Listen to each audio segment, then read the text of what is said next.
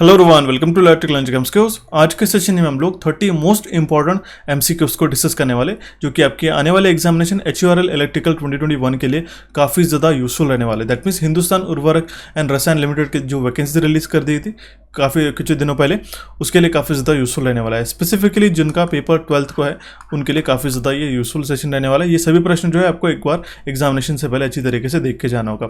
आज के सेशन में हम लोग क्वेश्चंस को तो डिस्कस करने ही करने वाले, साथ साथ उससे रिलेटेड जो इंपॉर्टेंट कॉन्सेप्ट्स है, डेटाज और टेबल्स को भी हम लोग अच्छी तरीके से पढ़ने वाले। और गाइज, अगर आप DFCCL के लिए प्रिपरेशन कर रहे होगे या फिर अदर एग्जामिनेशन के लिए, तो भी आपको सेशन अच्छी तरीके से देखना होगा। काफ़ी इंपॉर्टेंट से क्वेश्चन हमने इसमें डिस्कस किए। तो चलिए गाइज, हम लोग आज के सेशन को शुरू करते हैं और देखते हैं हमारा सबसे पहला क्वेश्चन। सबसे पहला क्वेश्चन क्या है, हमें पूछ रहा है how many cells each having an EMF। एक हमारा सेल है, ये होगा हमारा सेल, ठीक है।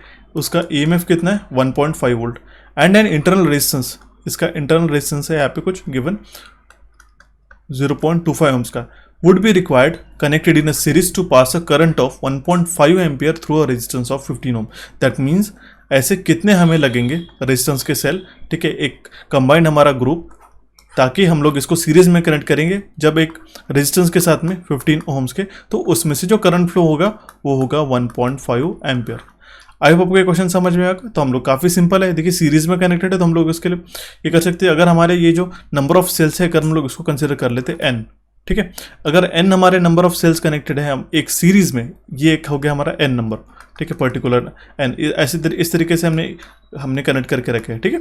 तो हमारा इस जो लोड रेजिस्टेंस है यहाँ पे 15 ohms का, इसमें से 1.5 एम्पियर्स का करंट फ्लो करने के लिए कितने हमें सेल्स रिक्वायर्ड रहेंगे। तो हम लोग इसमें से करंट फ्लो निकालने के लिए क्या फॉर्मूला लगाएंगे, देखिए n इंटू मल्टीप्लाइड बाई, हमें नहीं पता कितने सेल है, हमने इसको वैल्यू कंसिडर कर लिया n इंटू ई, इसका EMF कितना है 1.5, वो तो हमारे पास गिवन है, अपॉन इसका रेजिस्टेंस रहेगा, ये लोड रेजिस्टेंस हमारा कितना है 15 ohms का, प्लस हमें ऐड करना पड़ेगा इसका जो इंटरनल रेजिस्टेंस है 0.25 ohms का, हर एक सेल के लिए करना पड़ेगा। तो हमने कितने सेल अज्यूम करके रखे, ठीक है, let cell is equals to n, तो हम लोग n मल्टीप्लाइड बाय क्या करेंगे, यहाँ पे स्मॉल r हम लोग इसको कंसिडर कर लेते हैं। Let's consider small r is equals to 0.25 ohms।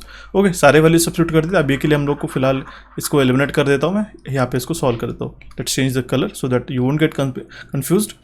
तो I हमारा कितना करंट फ्लो होना चाहिए, 1.5 एम्पियर करंट फ्लो होना चाहिए, ठीक है। और कितने सेल है हमें नहीं पता, मल्टीप्लाइड बाय हम लोग इसका EMF कितना है 1.5, यहाँ पे हम लोग सब्स्टिट्यूट करेंगे।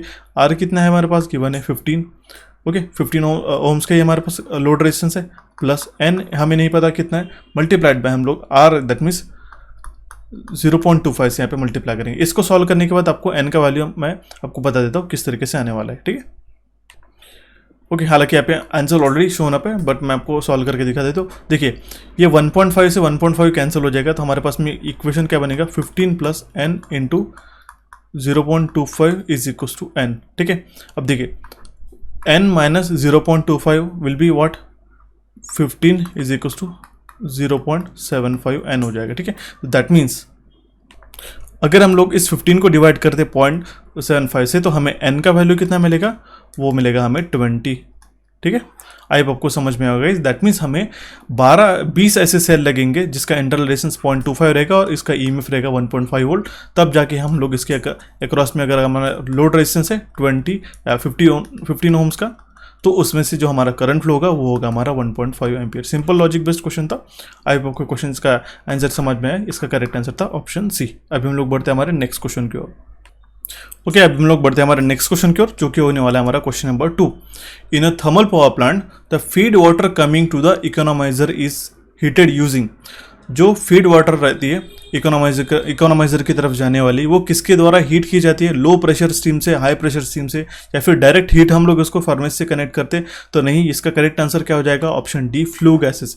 फ्लू गैसेस जो होती है, जो हम लोग कंटिन्यूसली यूज करने के बाद, आफ्टर बॉयलर में बर्न होने के बाद जो कोल बर्न होता है, ठीक है, जो गैसेस एक्सट्रैक्टेड रहती है, ठीक है, जिसको हम लोग एटमॉस्फेयर में भेजने से पहले उसके अंदर का जो हीट कंटेंट है वो हम लोग यूटिलाइज करते हैं, उसी को हम लोग कहते हैं फ्लू गैसेस। और उसके अंदर का हीट कंटेंट जो रहता है, जो चिमनी के ऊपर से जाता है, दैट मीन्स जो चिमनी से हम लोग इसको एक्सट्रैक्ट करना चाहते हैं, ठीक है, उसके अंदर का जो हीट कंटेंट है हम लोग पहले ही यूटिलाइज कर लेते, सो दैट हमारी जो थर्मल इफिशियंसी है उसको हम लोग इंक्रीज कर सके। तो उसी का हम लोग उसके अंदर का जो थर्मल कंटेंट है, वो जो फीड वाटर रहता है इकोनोमाइजर में आने वाला है, उसके लिए भी हम लोग उसको यूज़ करते हैं हीट अप करने के लिए। देखिए यहाँ पे ध्यान में देख सकते हो, यहाँ पे गोल बंकर है, ये पल्वराइजेशन मील है।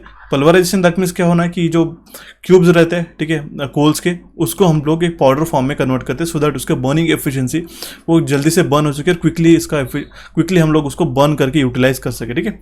तो इस तरीके से यहाँ पे पास ऑन होके यहाँ पे air preheater, FD fan, flue gases, air water economiser का जो बेसिक फंक्शन है इस चार्ट से लेके आप ध्यान में अच्छी तरीके से रख सकते हो। काफ़ी इंपॉर्टेंट है और बेसिक सा ये थर्मल पावर स्टेशन का एक लेआउट है। आई होप आपको सारे जो यहाँ पे इंडिविजुअल कंटेंट है ये आपको समझ में आ गया। रेडिएटर करके क्या काम करता है, एयर प्रीहीटर का क्या काम होता है, ठीक है, इकोनॉमाइजर का मेन क्या काम होता है, ये सारी चीज़ें जो है आपको अच्छी तरीके से ध्यान में रखनी होगी गाइस, ठीक है। तो आपको ये जो मैंने अपडेट बताया ये सारी चीज़ें अच्छी तरीके से नोट करनी होगी कि आपको अगर आप पावर प्लांट से रिलेटेड कुछ क्वेश्चंस पढ़ के जा रहे हो तो उससे रिलेटेड जो ईच एंड एवरी कॉन्सेप्ट आपको अच्छी तरीके से ध्यान में रखना होगा, ठीक है। देन हमारा नेक्स्ट क्वेश्चन है क्वेश्चन नंबर 3। ये भी काफ़ी बार एक क्वेश्चन इस तरीके से एग्जामिनेशन में देखने को मिलता है। What is the mean value of half wave rectified sine wave? Half wave rectified sine wave का मीन वैल्यू, एवरेज वैल्यू क्या है? तो वो है हमारा ऑप्शन बी 0.318। देखिए हाफ वेव की बात की है, मीन वैल्यू, एवरेज वैल्यू भी आप ऐसा ऑप्शन में आ सकता है, बट आप 0.637 में जल्दबाजी में मार्क करके बताना। इस तरीके से गलतियाँ काफ़ी बार हो सकती है, ठीक है। मैं आपको बता देता हूँ rectified value wave form factor कैसा है, उसका RMS value crest factor, sine wave के लिए, half wave, full wave, triangular and square wave के लिए अच्छी तरीके से ध्यान में से पढ़ के जाना होगा। मैं आपको हर एक चीज़ें पढ़ के नहीं बताऊंगा, आपको हर एक क्वेश्चन को होने के बाद पॉज करके उसको अच्छी तरीके से एक बार रिकॉल कर लेना है। अगर आपको आता भी है फिर भी गाइस आई वुड सजेस्ट कि आप रिकॉल करके जाइए सो दैट आप काफ़ी कबार एग्जामिनेशन में इसको कन्फ्यूज ना हो, ठीक है। अभी हम लोग देखते हैं हमारा नेक्स्ट क्वेश्चन नंबर है हमारा 4। विच of the following parameter shows open circuit conductance of a transmission line?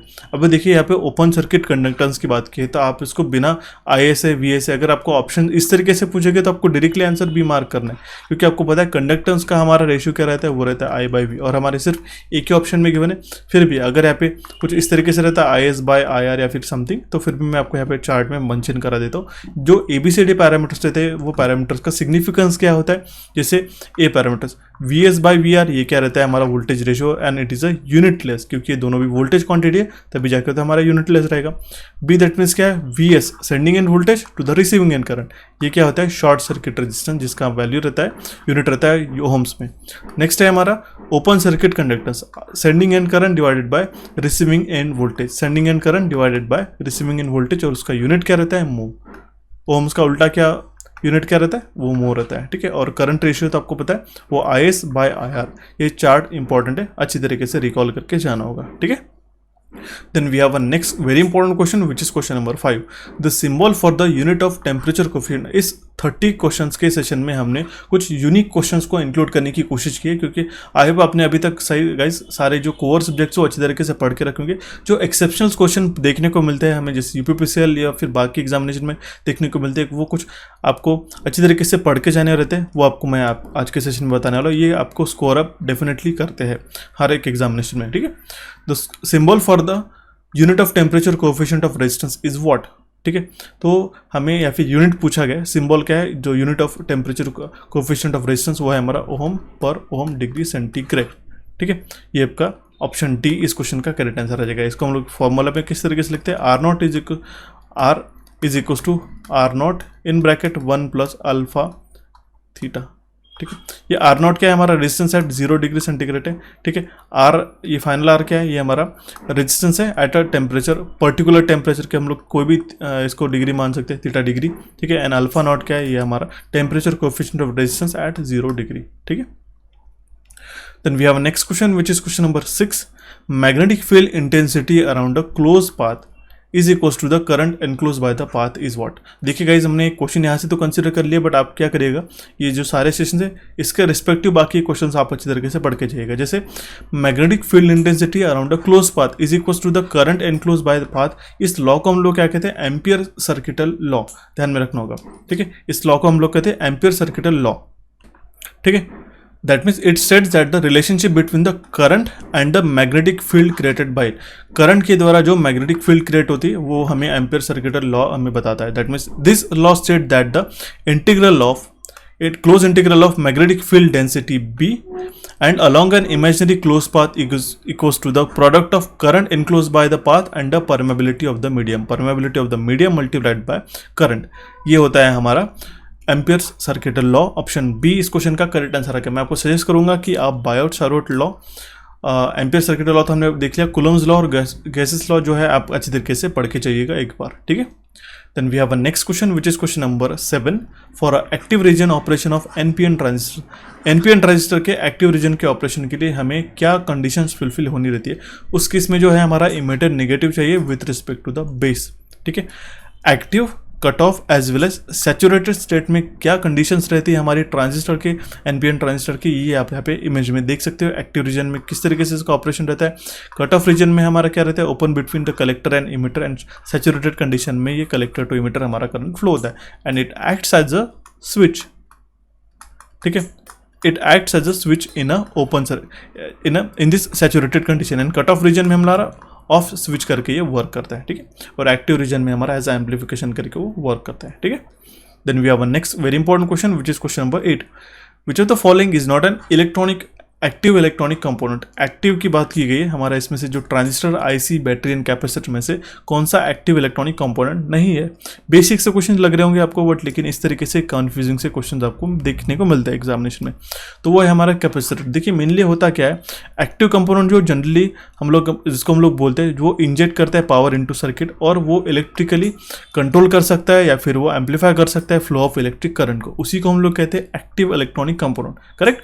And whereas passive किसको कहते हैं, passive that those are the component which consumes, जो सिर्फ कंज्यूम करने का काम करते हैं, ठीक है, कंज्यूम करते हैं या फिर वो स्टोर करते हैं, उसको हम लोग कहते हैं पैसिव इलेक्ट्रॉनिक कंपोनेंट, ठीक है। तो इसमें से जो कैपेसिटर है, ठीक है, ये स्टोर करता है in the form of charge, ठीक है।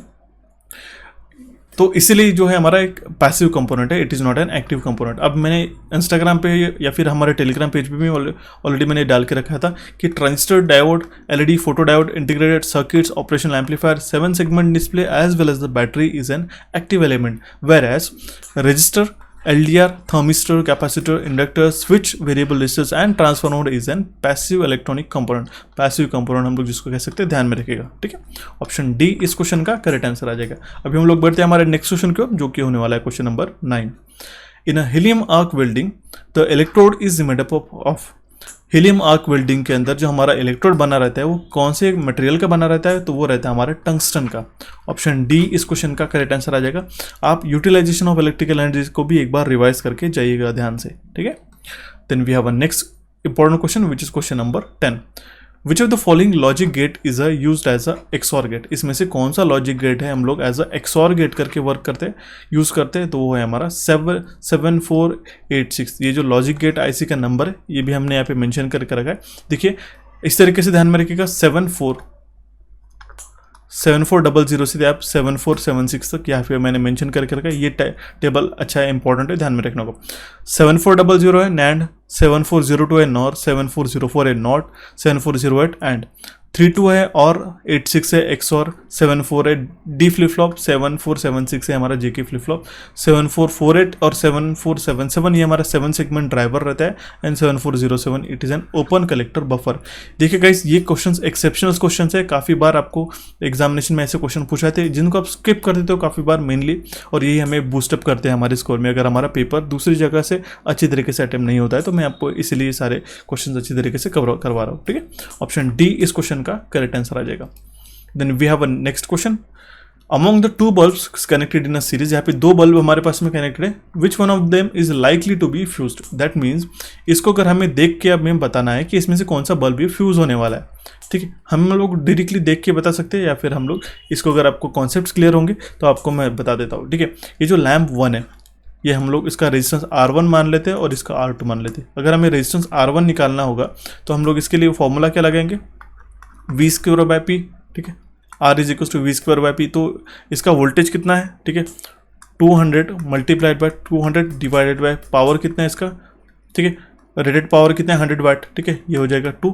दैट मीन्स R1 का वैल्यू आ गया हमारे पास 400 ओम्स का, करेक्ट।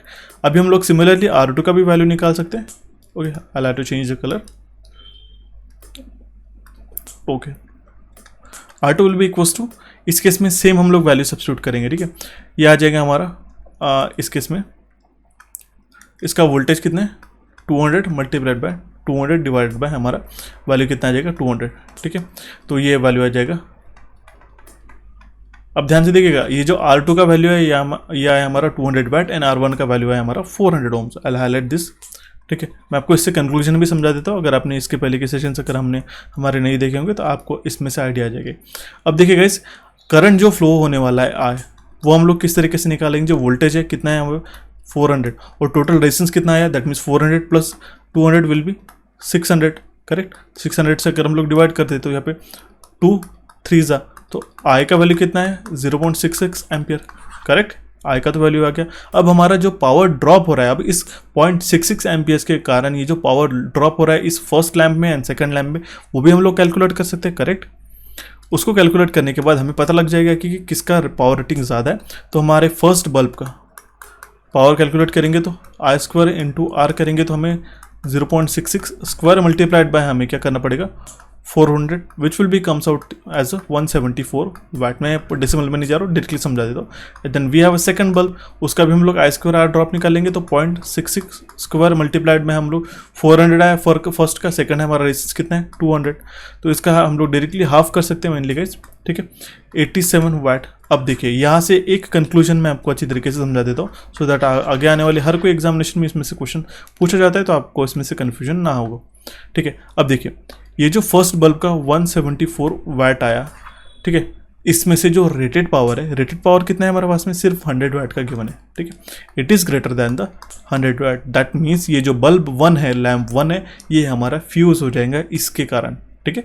बट ये सेकंड लैम्प अगर आप देखते हो इसका वाटेज कितना है 87 watt which is less than 200 watt, which is less than 200 watt. That means ये बल्ब सस्टेन करेगा और ये लैम्प 1 जो है ये हमारा फ्यूज़ हो जाएगा। तो ऑप्शन ए इस क्वेश्चन का करेक्ट आंसर रहेगा। इससे हम लोग एक कंक्लूजन निकाल सकते हैं, I have to erase this all, कि if I² R losses is more than the wattage rating, अगर हमारा power loss I² R drop जो है वो ज़्यादा है as compare to the wattage rating, then वो बल्ब हमारा फ्यूज़ हो जाएगा। इसमें से एक क्वेश्चन काफ़ी बार एग्जामिनेशन में JEE के एग्जामिनेशन में देखने को मिलता है लैम्प बेस्ड MCQs के लिए। अगर अपने सेशन नए होंगे अभी तक नहीं देखा होगा तो मुझे लिंक मांग लीजिएगा कमेंट बॉक्स में, तो मैं इसकी लिंक आपको प्रोवाइड कर दूंगा या फिर इसी वीडियो के अंदर मैं आपको इसकी लिंक प्रोवाइड कर दूंगा। इसमें से एक क्वेश्चन डेफिनेटली पूछा जाता है, जैसे आपको पूछा था कि डार्क बल्ब ब्राइटर बल्ब, इसमें से करंट फाइंड आउट करो, 2 सीरीज में बल्ब कनेक्टेड है तो पैरेलल में है, तो सारे कॉन्सेप्ट मैंने एक ही सेशन में यहाँ पे इंक्लूड करा के देती है, ठीक है। देखते हैं हमारा फिर नेक्स्ट क्वेश्चन जो कि होने वाला है क्वेश्चन नंबर 12। तो effect of capacitance in a long transmission line. देखिए आपको काफ़ी बार ऐसा क्वेश्चन पूछा जाता है, the effect of capacitance in a short transmission line is what, it is not considered. But आपको मैं यहाँ पे मैंने क्वेश्चन चेंज करके पूछा दिया कि लॉन्ग ट्रांसमिशन लाइन में जो कैपेसिटेंस का इफेक्ट रहता है वो हमारा डिस्ट्रीब्यूटेड रहता है ओवरऑल द लाइन।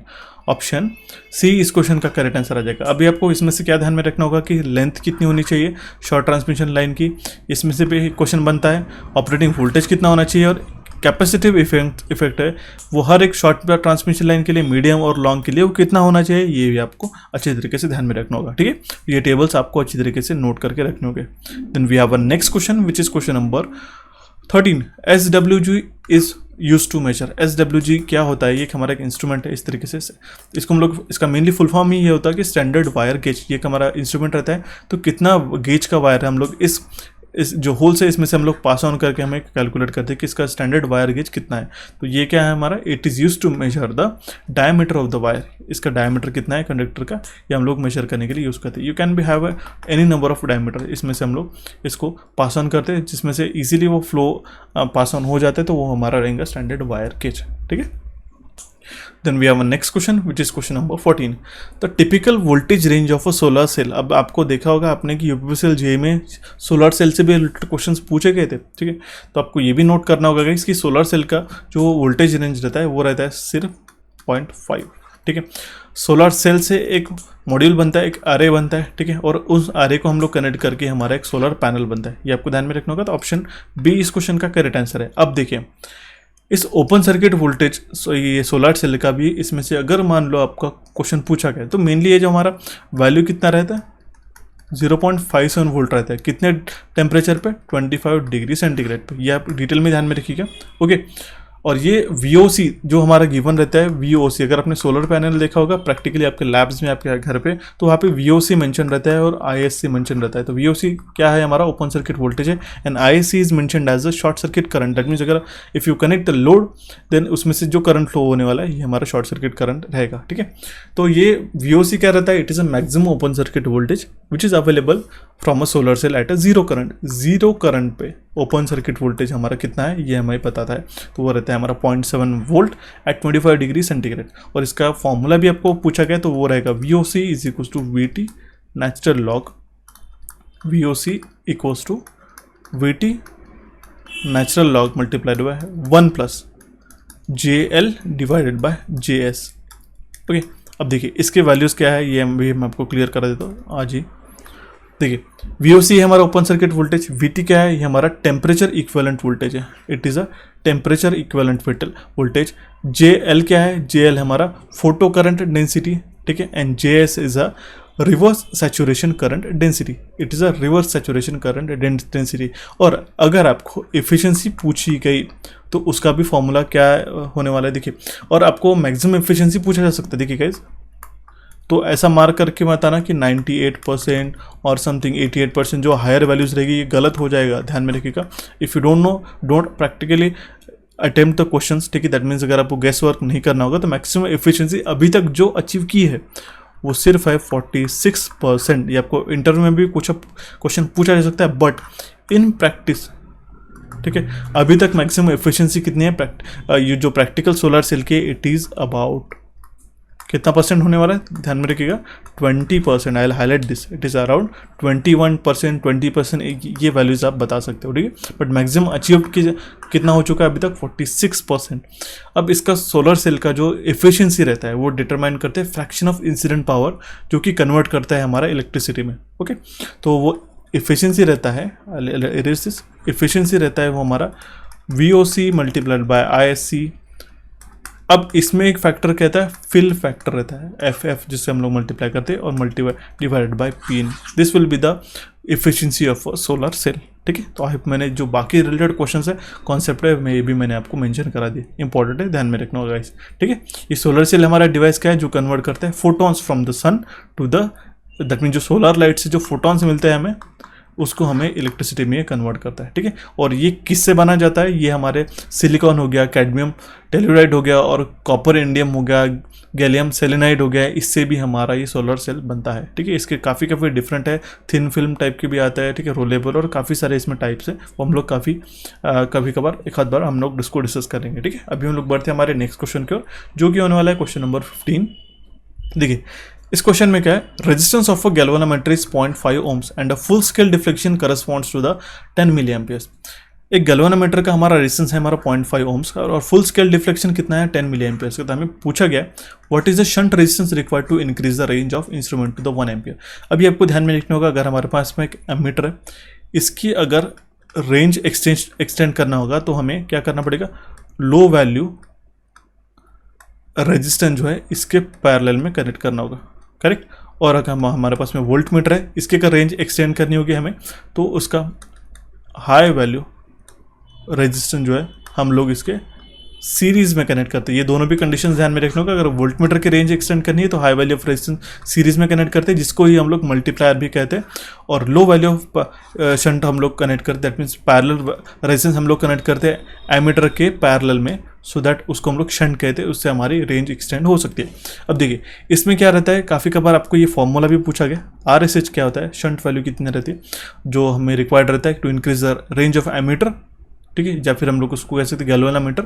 तो वो होता है RSH equals to RM divided by M-1। अब ये RM क्या है, RM है, इसका रेशियो क्या रहता है VM बाय IM, ठीक है, एंड M इज व्हाट, ये हमारा मल्टीप्लाइंग फैक्टर है। प्रेजेंट फुल स्केल डिफ्लेक्शन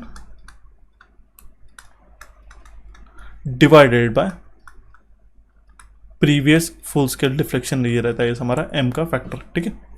देखिए अब जो सीरीज रेजिस्टेंस हमें रिक्वायर्ड रहेगा to increase the range of the voltmeter, वो हम लोग किस तरीके से कैलकुलेट करेंगे, ठीक है, वो हम लोग कैलकुलेट करते हैं RS is equals to RM multiplied by VM -1, ये दोनों भी फॉर्मूलाज आपको ध्यान में रखने होंगे। ओके, RSH क्या है हमारा शंट रेजिस्टेंस है, RM क्या है हमारा ये मीटर रेजिस्टेंस है, ये जो यहाँ पे RM मैंने मेंशन करके रखा है। M क्या है हमारा मल्टीप्लाइंग फैक्टर है, ठीक है, जो प्रेजेंट इज इक्वल टू क्या है, present full scale deflection divided by previous full scale deflection. अब हमारे पास में यहाँ पे जो वैल्यूज है उसको हम लोग सॉल्व करते हैं। I will not erase this so that आप इसको रिकॉल कर सको, ठीक है। We have a RM is equal to 0.5 ohms, correct, and the previous full scale deflection current कितना है, वो है हमारा 10 milli amperes, correct, and the present full scale deflection कितना है, हमारा प्रेजेंट अभी कितना होना चाहिए, 1 एम्पियर्स का। ओके, तो m का वैल्यू कितना आ जाएगा, जो मल्टीप्लाइंग फैक्टर है हमारा कितना आ जाएगा, 1 अपॉन, ठीक है, प्रेजेंट फुल स्केल डिफ्लेक्शन कितना है, ठीक है, वो है हमारा 1, और अब प्रीवियस हमारा कितना था, वो हमारा था 10 मिली एम्पियर, तो 10 मिली को हम लोग एम्पियर्स में कन्वर्ट करेंगे तो -3 से मल्टीप्लाई करना पड़ेगा। तो ये न्यूमरेटर में जाने के बाद हमारे पास वैल्यू कितना आ जाएगा, ठीक है, 10 × 10⁻³ तो ये आ जाएगा m is equal to 100, correct, ये m का वैल्यू आ गया हमारे पास में। तो जो हमारा RSH रहेगा ये फॉर्मूला यूज़ करेंगे हमारे कैलोरीमीटर को रेंज एक्सटेंड करने के लिए, जो कि उसको एमीटर का हम लोग रेंज एक्सटेंड करें तो वो रहेगा हमारा RSH इज इक्वल टू, ठीक है, RM का वैल्यू कितना है, रेजिस्टेंस कितना है, ये हमारा 0.5 है, डिवाइडेड बाय हम लोग क्या करेंगे 100 - 1, ठीक है, तो इसका जो वैल्यू आएगा 100 - 1 विल बी 99, 0.5 डिवाइडेड बाय 99। अगर हम लोग यहाँ पे एक 0 एक्सटेंड करके इस 0 को एलिमिनेट कर देते तो हमारा फाइनल वैल्यू क्या रहेगा, ठीक है, 5 divided by 990 ohms। Option D इस क्वेश्चन का हमारा करेक्ट आंसर आ जाएगा। अब इसे आप नोट कर सकते हो कि it is a low value resistance, क्योंकि यहाँ पे न्यूमरेटर में डिनोमिनेटर में काफ़ी ज़्यादा वैल्यू है, न्यूमरेटर में कम है। मैंने अब इसलिए आपको बताया था कि एमीटर का रेंज एक्सटेंड करना है तो हम लोग शंट वैल्यू को कनेक्ट करते हैं जो कि हमारा लो रेजिस्टेंस रहता है उसके पैरेलल में, ठीक है। Okay, so the next question is question number 16. The temperature coefficient of a resistance of a material is 0.005 ohm per degree centigrade. At 20 degree centigrade, the resistance of a wire is made up of this material is 1 ohms. At what temperature the resistance of a wire will be 2 ohms. हमें पूछा गया कि जो temperature coefficient है resistance of material का वो यहाँ पे given है 0.005 ohms per degree centigrade. 20 degree centigrade पर उसका resistance है 1 ohms का, तो हमें कौन से temperature पे उसका value 2 ohms बन जाएगा, ये हमें क्वेश्चन में पूछा गया।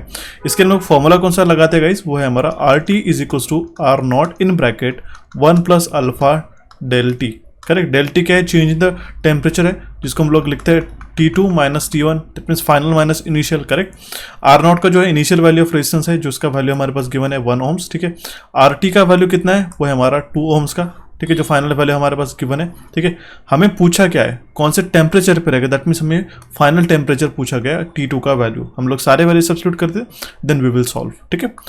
2 इज इक्वल टू 1, R0 यहाँ पे 1 गिवन है इन ब्रैकेट 1 प्लस अल्फा का वैल्यू कितना गिवन है गाइस 0.005 मल्टीप्लाइड बाय, देखिए T2 का वैल्यू कितना है हमारे पास में, वो तो हमें फाइंड आउट करना है, ठीक है, -T1 इनिशियल टेम्परेचर कितना था 20 डिग्री सेंटीग्रेड, 20 डिग्री सेंटीग्रेड। इसको कल आप कंप्लीटली सॉल्व करते तो गाइस आप इसको सिंप्लीफाई करिएगा, आपको T2 का वैल्यू जो मिलेगा 220 डिग्री सेंटीग्रेड मिलेगा, ठीक है। तो ऑप्शन बी इस क्वेश्चन का करेक्ट आंसर आ जाएगा, ठीक है। अभी हम लोग बढ़ते हैं हमारे नेक्स्ट क्वेश्चन की ओर, जो कि हमारा question number 17। Which of the following I rules is not correctly match, ठीक है, इसमें से कौन सा आई रूल वो करेक्टली मैच नहीं है, फिर इनकरेक्ट ऐसा हम लोग बोल सकते हैं। रूल नंबर 50 क्या बताते हैं हमारा, supply and use of energy, correct, ये भी स्टेटमेंट हमारा करेक्ट है। ऑप्शन बी क्या है हमारे पास, rule number 54 IA rules Indian electricity rule 1956 हमें क्या 54 हमें क्या बताता है कि the declared earthing of a supply to the consumer, तो ये डिक्लेयर्ड अर्थिंग नहीं रहता है, हमारा वोल्टेज रहता है, ये स्टेटमेंट हमारा इनकरेक्ट हो जाएगा। देन हमारे पास नेक्स्ट ऑप्शन है I rules number 55 declared frequency of the supply to the consumer, ये स्टेटमेंट हमारा करेक्ट है। And I rule number 30 is a service line and apparatus on a consumer's premises, these are और correct except that option B, यहाँ पे earthing नहीं चाहिए, voltage हमारे correct हो जाएगा। दैट मीन्स आई रूल 54 हमें बताता है declared voltage of the supply to the consumer. मैंने हमारे लिए आपके लिए एक आई रूल्स का भी सेशन काफ़ी दिनों से पहले हमने अपलोड कर दिया था हमारे चैनल के ऊपर, ठीक है। उसके बाद में सेंट्रल इलेक्ट्रिसिटी एक्ट का भी मैंने एक सेशन अपलोड किया था, हालांकि मैंने इन दोनों का कंबाइंड मिला के एक book single one time purchase के लिए आपके लिए हमने जो हमारा एप्लीकेशन है उसके ऊपर अवेलेबल करा दिया। काफ़ी सारे स्टूडेंट ने इसको परचेज भी कर लिया अभी तक, काफ़ी नॉमिनल रुपीज़ है, 10 रुपीज़ में उसको अपलोड कर दिया। देखिए गाइस, जो आप यहाँ पे सेशन देख रहे होंगे आई रूल्स 56 जो हमारे पास यूट्यूब पे अवेलेबल है, उसके ऊपर हम लोग काफ़ी एड ऑन कर दिए, दैट मीन्स इसमें जो एड ऑन कुछ जो रूल्स है एक्स्ट्रा जो हमने यहाँ पे बाद में एड ऑन किए थे आपके आने वाले कॉन्जिक्यूटिव सेशंस में, वो हमने कंबाइंड इसमें आई रूल्स 56 के इस ई बुक में अपलोड करा दिए। अगर आपने नहीं देखा होगा तो वहाँ पे जाके देख सकते हैं। जितने हमने यहाँ पे यूट्यूब पे पढ़ा है उसके अलावा भी जो कुछ इंपॉर्टेंट रूल्स है वहाँ पे भी मैंने आपको मेंशन कर दिया। और टाइम टू टाइम अगर कुछ अपडेट्स आते हैं एज इन कुछ इंपॉर्टेंट जो एग्जामिनेशन में काफ़ी बार पूछे थे, हालांकि हमने मोस्ट ऑफ द इंपॉर्टेंट है इसमें अपलोड करा दिए। ठीक है, अगर आप भी कोई अगर छूट गया होगा एक पर्टिकुलर रूल तो वो भी हम लोग उसको एडअप कर देंगे इसी ई बुक में, आपको उसके लिए अलग से पे नहीं करना पड़ेगा। ठीक है, अभी हम लोग देखते हैं हमारा नेक्स्ट क्वेश्चन जो कि हो जाएगा हमारा question number 18। The impedance ratio of a transformer is equals to, impedance ratio हमें पूछा गया ट्रांसफार्मर का, वो किसके बराबर होता है? वो रहता है हमारा square of a transformer ratio. अब देखिए वो किस तरीके से रहता है, एन इज इक्वल्स टू क्या होता है हमारा जो impedance ratio N1 upon N2 is equals to क्या होता है V1 upon V2 equals to क्या होता है हमारा I2 अपॉन I1, करेक्ट। तो then we will have a N1 मतलब क्या हो जाएगा हमारा number of primary turns, number of secondary turns, V1 primary voltage, secondary current, secondary primary current. ठीक है, तो अगर हम लोग इस तरीके से ये हमारा फर्स्ट इक्वेशन अगर हम लोग मान लेते तो V1 इज इक्वल्स टू क्या हो जाएगा N टाइम्स ऑफ V2। ठीक है, ये हमारा सेकंड इक्वेशन हो जाएगा।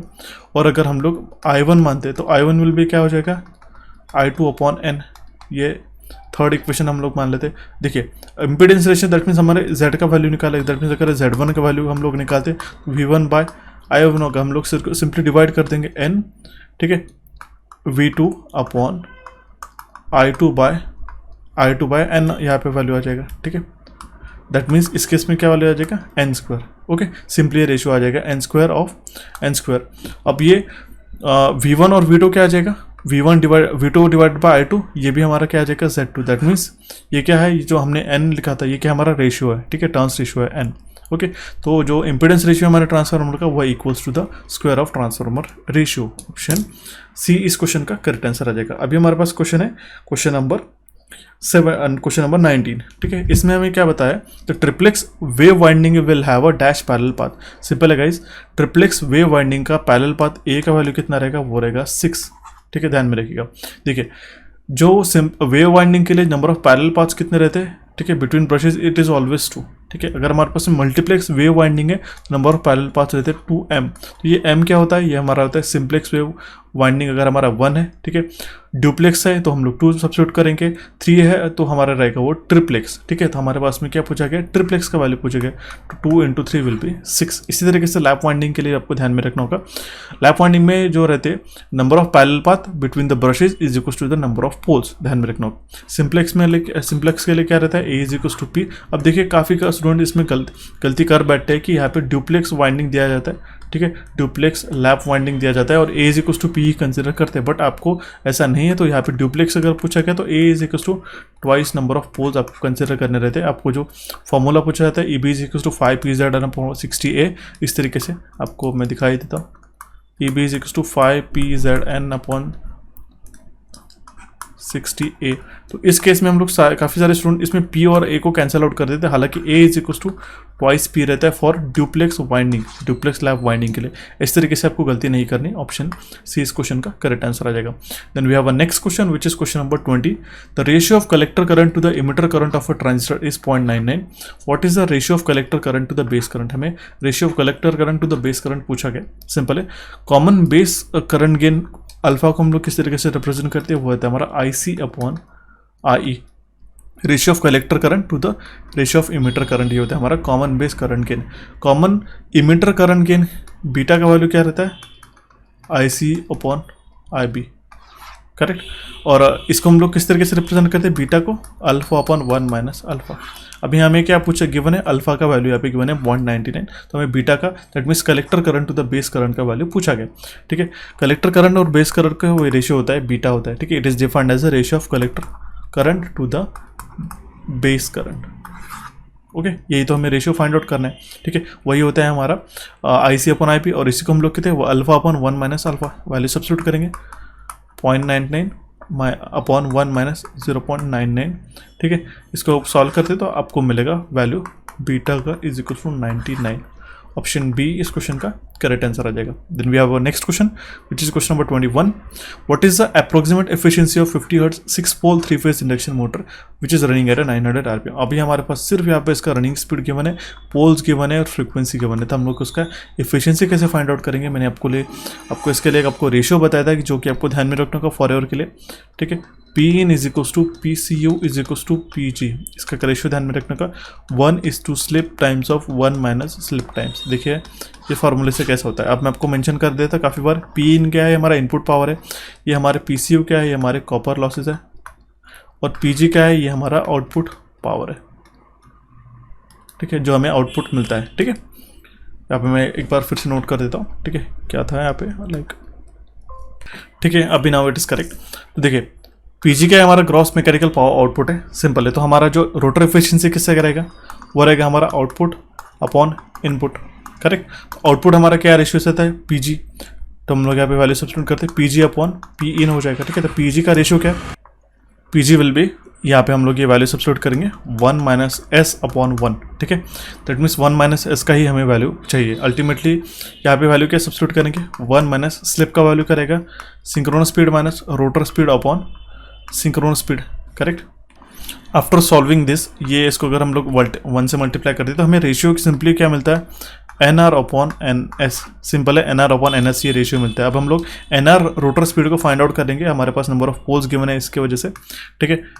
एन एस का वैल्यू कितना है, ठीक है, वो हमारा 120 into F divided by P, correct. और ये हमारा रनिंग है, एन आर का वैल्यू गिवन है, एन एस का भी वैल्यू हमारे पास में गिवन है, ओके। तो एन एस को हम लोग निकाल सकते हैं 120 इंटू फ्रिक्वेंसी कितना है 50 डिवाइडेड बाय पोल्स कितने हैं हमारे पास में 6 पोल्स है, correct. Then the value of synchronous speed will be come out as 1000, okay, 1000 RPM. तो हम लोग यहाँ पे वैल्यू सब्स्टिट्यूट कर दें 1000, और यहाँ पे रनिंग स्पीड कितना है, एन आर का वैल्यू है हमारे पास 900, ठीक है, 0 0 कैंसिल आउट हो जाएगा, 9 divided by 10 will be equals to 0.9, multiplied अगर हम लोग 100 करते हैं तो हमें 90% इसका अप्रॉक्सीमेट एफिशिएंसी मिलता है, ठीक है। इस तरीके से आपको इस क्वेश्चन को अप्रोच करना रहता है। ऑप्शन बी इस क्वेश्चन का करेक्ट आंसर आ जाएगा। Then we have a next question which is question number 22। For a low head and large discharge the hydraulic turbine used is, low head and large discharge के लिए कौन से hydraulic turbine को हम लोग use करते हैं, तो वो रहता है हमारा Kaplan turbine, okay. Option B इस क्वेश्चन का करेक्ट आंसर आ जाएगा। यहाँ पे ये चार्ट जो मैंने आपके लिए मेंशन किया है ये काफ़ी इंपॉर्टेंट है, वीडियो को पॉज करके अच्छी तरीके से पढ़ के इसको जाना होगा। आपको पेल्टन व्हील, फ्रांसिस और कैप्लान के लिए कौन से टाइप ऑफ टर्बाइन है और कौन से डिस्चार्ज के लिए और कौन से हेड के लिए हम लोग उसको यूज़ करते हैं, ये काफ़ी बार एक क्वेश्चन इसमें से पूछा जाता है, कन्फ्यूजन ना हो इसलिए मैंने आपको क्लियरली टेबल मेंशन करके रखा है, ध्यान में रखना होगा, ठीक है। Then we have a next question which is question number 23. Which of the following is not a correctly matched cycle as per its application? यहाँ पे cycles given है और उसके applications given है, जैसे ऑटो होगा, बाइनरी वेपर हो गया, ब्रेटन साइकिल है, रैंकाइन साइकिल। तो Otto cycle corresponds to the SI engine, correct, उसका एप्लीकेशन है एसआई इंजन के लिए, करेक्ट है। बाइनरी वेपर साइकिल यहाँ पे गैस टर्बाइन गिवन है but it is for a geothermal power plants. Brayton cycle is for the gas turbine, यहाँ पे ऑप्शन गलत हो जाएगा। And Rankine cycle is for the most power plant, अगर आपको ऐसा क्वेश्चन पूछा गया पावर प्लांट या फिर स्टीम टर्बाइन के लिए हम लोग कौन सी साइकिल यूज़ करते हैं, तो for that we use Rankine cycle. तो ये हमारा करेक्ट हो जाएगा। दैट मीन्स इनकरेक्टली कौन से मैच्ड है, option B and C, these are incorrectly match. यहाँ पे करेक्ट आंसर क्या है, कि जो मैंने टेबल मेंशन किया इसको आप अभी भूल जाओ, यही आपको ध्यान में रखना होगा, ठीक है, ताकि कन्फ्यूजन ना हो, ठीक है। बाइनरी वेपर हम लोग जियोथर्मल पावर प्लांट्स के लिए यूज़ करते हैं और ब्रेटन हम लोग गैस टर्बाइन के लिए यूज़ करते हैं, ठीक है। Then we will have a next question which is question number 24, one of the important question. The following protection is not used in the power transformer. इसमें से कौन सा प्रोटेक्शन हम लोग पावर ट्रांसफार्मर में यूज़ नहीं करते, तो वो है हमारा reverse power flow protection. Reverse power flow protection is not used in a power transformer. Option C इस क्वेश्चन का करेक्ट आंसर आ जाएगा। कुछ टाइप ऑफ फॉल्ट्स और उसके प्रोटेक्टिव रिले कौन से यूज़ किए जाते हैं ये मैंने यहाँ पे मेंशन करके रखा है टेबल में। अगेन मैं बोलना चाहूँगा वीडियो पॉज करके आप इसको अच्छी तरीके से इसको एक बार पढ़ लीजिएगा, ठीक है। Then we have a next question which is question number 25. Which of the following is not a feature of cylindrical rotor? इसमें से कौन सा cylindrical rotor का फीचर नहीं है? Small diameter and long axial length, correct है। cylindrical rotor का ये फीचर है। It has a small diameter and long axial length. It is used for high speed and turbo alternators, correct. 3000 RPM तक के जो turbo alternators रहते हैं उसके लिए हम लोग इसको यूज़ करते हैं। It has a projecting poles, नहीं, it has a no projecting poles, ये स्टेटमेंट करेक्ट हो जाता था, बट यहाँ पे ये स्टेटमेंट हमारा इनकरेक्ट हो जाएगा। And it does not have a damper winding, ये भी स्टेटमेंट हमारा करेक्ट है। यहाँ पे साइलेंट पोल और सिलेंड्रिकल रोटर में क्या डिफरेंस आता है ये मैंने इस टेबल में मेंशन किया है, आप इसको पॉज करके अच्छी तरीके से पढ़ लीजिएगा। मैंने हालांकि काफ़ी बार इसको डिस्कस कर चुके हैं, अगर हम लोग थियरी क्लासेस लेते हैं आगे चल के उसमें हम लोग इसको इन डेप्थ डिटेल में डिस्कस कर लेंगे, ठीक है। Then we have a next question, which is question number 26. Again, very important question. Which of the following diode shows the negative resistance region? काफ़ी कबार एग्जामिनेशन में पूछा जाता है, इसमें से कौन सा diode negative resistance reason show करता है, तो वो है हमारा टनल डायोड का। यहाँ पे नेगेटिव रेजिस्टेंस हमें रीजन यहाँ पे देखने को मिलता है, अगर आपने इसके कैरेक्टरिस्टिक्स अच्छी तरीके से देखे होगा, ठीक है। टनलिंग इफेक्ट जिसको बोलते हैं, तो वो होता है हमारा टनल डायोड। अब यहाँ पे मैंने काफ़ी इंपॉर्टेंट चार्ट मेंशन करके रखा है, PN junction, Zener, Schottky diode and tunnel diode. इसके सिम्बॉल्स, ये तो आप सबसे पहले ध्यान में रखिएगा इसका सिंबल। ये जीनर डायोड का काफ़ी कबार ऐसा भी पूछ रहा था, तो आप कन्फ्यूजन में नहीं रहिएगा, ठीक है। ये भी ऑथेंटिक है और ये भी ऑथेंटिक है, दैट मीन्स करेक्ट है। और पीएन जंक्शन का तो आपको नॉर्मल पता है। शॉर्टकी डायोड में इसकी जो एरोज की डायरेक्शन है ये आपको मेंशन ध्यान में रखना होगा, और टनल डायोड में क्या है ये आपको मेंशन करके रखा है मैंने। आपको सारी चीज़ें टू द पॉइंट आपके लिए मैंने बताया के रखिए, आपको अच्छी तरीके से इसको पढ़ के जाना होगा। ये चार्ट अच्छी तरीके से आप नोट डाउन करिएगा कि PN junction diode, Zener diode और शॉर्टकी और टनल डायोड में क्या क्या डिफरेंस रहता है, ठीक है। तो आपको ध्यान में रखना होगा नेगेटिव रेजिस्टेंस रीजन हमें टनल डायोड में देखने को मिलता है। ऑप्शन डी इस क्वेश्चन का करेक्ट आंसर आ जाएगा, ठीक है guys. We have a next question which is question number 27। Flux meter uses which damping. Flux meter जो है हम लोग कौन से फ्लक्स मीटर में हम लोग कौन सी डैम्पिंग यूज़ करते हैं, तो वो है हमारी electromagnetic damping we use in a flux meter. आपको इसमें से कोई भी क्वेश्चन पूछा जा सकता है, चाहे वो एयर फ्रिक्शन हो, fluid friction, eddy current and electromagnetic damping, ठीक है। वो कौन से इंस्ट्रूमेंट में यूज़ की जाती है ये काफ़ी मेनली इंपॉर्टेंट है, इसलिए मैंने आपको बताया था हमने सिर्फ 30 क्वेश्चन नहीं डिस्कस किए, इसके साथ काफ़ी इंपॉर्टेंट जो टेबल्स एंड डेटाज है वो हम लोग यहाँ पे डिस्कस कर रहे हैं, ठीक है guys. Then we have a next question, which is question number 28. The Shockley's equation is given by, ये काफ़ी कबार इस तरीके से फार्मूला बेस्ड एग्जामिनेशन में क्वेश्चन पूछा जा सकता है। तो उसका करेक्ट इक्वेशन क्या है, वो है हमारा ID is equal to IDSS in bracket 1 minus VGS upon VP का होल स्क्वायर। ऑप्शन बी इस क्वेश्चन का करेक्ट आंसर आ जाएगा। VGS क्या है हमारा गेट टू सोर्स वोल्टेज है, IDSS क्या है हमारा drain to source saturation current है, VP is the pinch off voltage. ध्यान में रखना होगा, ऑप्शन बी इस क्वेश्चन का करेक्ट आंसर आ जाएगा। Then we will have a next and very important question which is question number 29। In a JFET the amplification factor mu and transconductance GM and the dynamic drain resistance RD as related as। Junction field effect transistor में amplification factor, transconductance GM और dynamic drain resistance RD को किस तरीके से represent करते हैं, तो आपको ध्यान में रखना होगा। ऑप्शन सी इस क्वेश्चन का करेक्ट आंसर आ जाएगा। Mu is equal to GM multiplied by RD, इसमें करेक्ट आंसर आ जाएगा। देखिए डायनेमिक ड्रेन रेजिस्टेंस RD हम लोग इसको मेंशन करते हैं, ये इसको हम लोग किस तरीके से मेंशन करते हैं, it is the ratio of change, ध्यान में रखिएगा, सुनिएगा ध्यान से, it is the ratio of change in drain to source voltage, drain to source voltage VDS to the change in, हम लोग यहाँ पे डेल लिख लेते हैं। देखिए mu is equal to GM into RD, ये RD क्या है, change in VDS drain to source voltage to the change in drain current eight constant क्या रहते हैं, VGS at constant gate to source voltage. अब देखें ये तो हो गया हमारा RD, दैट मीन्स क्या हमारा डायनामिक ड्रेन रेजिस्टेंस हमने यहाँ पे डिस्कस कर लिया। मैं आपको कलर चेंज करके दूसरा चीज़ बता देता हूँ। We have a transconductance जिसको हम लोग कहते हैं GM, जो यहाँ पे गिवन है, ठीक है। ये क्या है, it is a ratio of change in drain current, it is a ratio of change in drain current to the change in, that means del से हम लोग रिप्रेजेंट करते हैं चेंज को, change in VGS gate to source voltage at constant क्या है हमारा VDS, ठीक है। कांस्टेंट क्या है इस केस में हमारे पास में, at drain to source voltage हमारा कांस्टेंट है। ये क्या हो गया हमारा, ये हो गया हमारा ट्रांस कंडक्टेंस का, transconductance GM and we have a amplification factor mu, it is a ratio of change in drain voltage, change in VDS drain to source voltage to the change in a gate voltage at a constant I, change in a VGS at constant ID, ठीक है, drain current. ये हो गया हमारा amplification factor, important है, ध्यान में रखा। अब दो सारे वैल्यूज यहाँ पे सब्स्टिट्यूट करते थे, ठीक है, फिर म्यू क्या हो जाएंगे इस केस में, GM मल्टीप्लाइड बाय VDS, तो ये यहाँ पे ID यहाँ पे कैंसिल हो जाएगा, VDS अपॉन VGS ये हमारा करेक्ट है रहेगा, ठीक है। इस तरीके से भी हम लोग मेंशन कर सकते हैं, which is equal to R D into G M. तो ऑप्शन सी इस क्वेश्चन का करेक्ट आंसर आ जाएगा। आई होप आपको ये क्वेश्चन समझ में आएगा कि one of the important question है हमारे आज के सेशन का, ठीक है। Then we have last question of the session is question number 30। दो कॉइल्स है हमारे पास में जिसका सेल्फ इंडक्टेंस है 3 हेनरी का और 5 हेनरी का, वो हमने सीरीज अपोजिट में कनेक्ट करके रखा है। तो उसका इक्विवेलेंट इंडक्टेंस क्या होगा सर्किट का, अगर हम लोग कोई जो हमारा कोएफिशिएंट ऑफ कपलिंग है उसके बीच का, वो है हमारा 0.6। L1 का वैल्यू कितना है 3 एंड L2 का वैल्यू कितना गिवन है 5 हेनरी।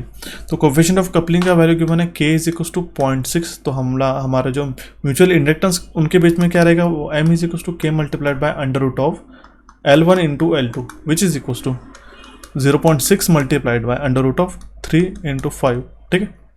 इसका वैल्यू आ जाता है अप्रोक्सीमेट 2.32 हेनरी, ठीक है। 3 इंटू 5 15 होता है, हालांकि आप अंडर रूट ऑफ 16 भी कंसिडर कर सकते हैं। उसका वैल्यू आ जाएगा 4 इंटू 0.6। तो इसके नियर अबाउट भी वैल्यूज आप लेके इसको सॉल्व कर सकते हैं, ठीक है। इस तरीके से प्रोविजन रहता है। देन L इक्विवेलेंट क्या हो जाएगा हमारा L1 प्लस L2 माइनस, यहाँ पे ध्यान में रखना होगा क्योंकि सीरीज अपोजिट में है, माइनस ट्वाइस ऑफ M। तो L1 कितना है हमारे पास में 3 plus 5 minus twice of M कितना है 2.32, ठीक है। 3 plus 5 will be 8 minus 2 into हम लोग 2.32 करते हैं तो ये अराउंड हो जाएगा यहाँ पे 4.6, ठीक है। तो इस केस में इसका वैल्यू क्या आ जाएगा हमारा 3.36। Option D will be correct answer in this case. ये हो जाएगा हमारा equivalent inductance of the circuit, L equivalent का वैल्यू आ जाएगा 3.36 हेनरी। तो ऑप्शन डी इस क्वेश्चन का करेक्ट आंसर आ जाएगा। आई होप गाइस आपको ये क्वेश्चन समझ में होगा। काफ़ी इंपॉर्टेंट क्वेश्चन हमने HURL के एग्जामिनेशन के लिए डिस्कस किए। आपको आज का सेशन कैसा लगे हमें कमेंट बॉक्स में ज़रूर बताइएगा। इस सेशन को आपके दोस्तों के साथ शेयर करेगा। कोई भी दिक्कत आता है हमें कमेंट बॉक्स में कमेंट करेगा। हमारे एप्लीकेशंस को डाउनलोड कर सकते हैं और हमारे चैनल कोचिफाई और इलेक्ट्रिकल MCQs को यहाँ पे आप क्लिक करके सब्सक्राइब कर सकते हैं। और टेलीग्राम चैनल पर जरूर ज्वाइन कीजिएगा, मैं काफ़ी अच्छी तरीके से इंटरेक्टिव आपके साथ डिस्कशन कराते रहता हूँ। So guys, thanks for watching this session, have a nice day.